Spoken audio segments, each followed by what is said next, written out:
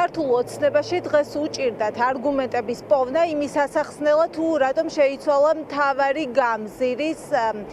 და რატომ ამოვარდა სიიდან სწორედ რუსთაველის გამზირი, სადაც ტრადიციულად 26 მაისს დამოუკიდებლობის დღეს სხვადასხვა სახის ღონისძიება იმართება ხოლმე. საბოლოოდ კი ქართული ოცნება, რომელიც მუდმივად დემონსტრანტების თავებს ითვლისად ცდილობს მათ დაკნინებას, დღეს აღიარებდა, რომ აქციები არის უწყვეტი, ხალხი ქუჩაში გამოდის და მათი მოლოდინი არ გამართლდა, როცა ანონსებდნენ სისხლიანი ნოემბრისა და დეკემბრის შემდეგ, რომ რამდენიმე კვირაში პროტესტი შეწყდებოდა და აქციები აღარ გაიმართებოდა. დღეს უკვე ამბობენ, რომ მთავარი მიზეზი, რის გამოც რუსთაველის გამზირი სიიდან ამოვარდა, არის სწორედ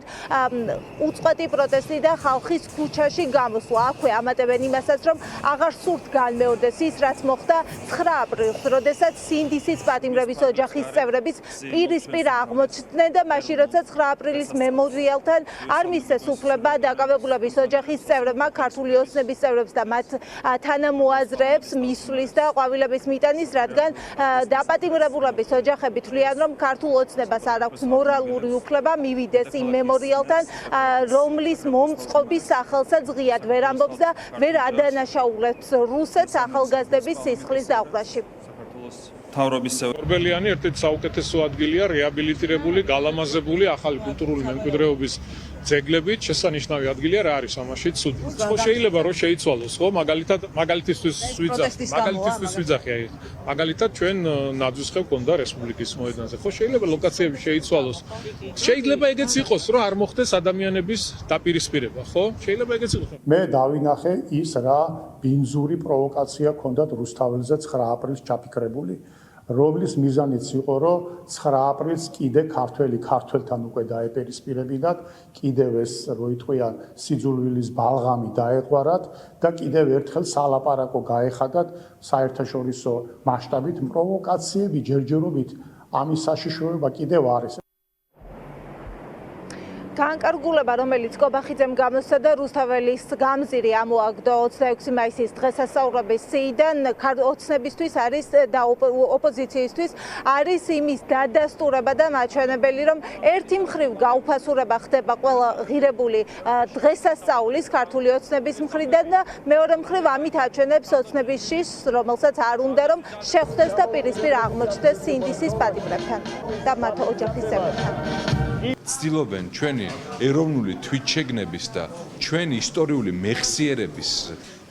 სრულად ამღვრევას, შესაბამისად არანაირი მნიშვნელობა არ აქვს, სად გადაჩოჩდება კობახიძე და ეს არალეგიტიმური თავყრილობა, ვინაიდან ქართველი ხალხი აუცილებლად იზეიმებს რუსთაველზე დამოუკიდებლობის დღეს არალეგიტიმური ძალის ბოგინის დასრულების შემდეგ აუცილებლად კიდევ უფრო პომპეზურად ვიზეიმებთ დამოუკიდებლობის დღეს იმის სრული გააზრებით თუ რას ნიშნავს დამოუკიდებლობა და რა პასუხისგებლობები მოყვება ჩვენი დამოუკიდებლობის და თავისუფლების დაცვა. ერთი ის რომ შეიძლება მათ ეშინიათ ქართული ხალხის და პროტესტის, მაგრამ თავარი რაც არის მათ ეშინიათ იმ შინაარსის, რა შინაარსის მატარებელიც არის 26 მაისი და 9 აპრილი. ქართულ ოცნებას არც 9 აპრილის, არც 26 მაისის და არც სხვა სახელმწიფოებრივი მნიშვნელოვანი თარიღები, როგორც არის მათ შორის ქართული ენის დღე, ქართული ოცნება ამას ვერ აღნიშნავს, იმიტომ რომ ქართული ოცნებისთვის ეს არ არის მნიშვნელოვანი და უბრალოდ მას შეძინებს მხოლოდ რიტუალური ხასიათი და გამოაცალეს მთლიანად შინაარსი. 26 მაისი უნდა გახდეს ქართველი ხალხის პროტესტი, კიდევ უფრო ფართო საზოგადოებრივი, თქვათ, ერთობით და კონსენსუსით, ძალიან მნიშვნელოვანია. უნდა იყოს ზუსტად ქართული ჯარის, ან წუხელიძის, შინდისის გმირების, ყველა დაცემული გმირის დღე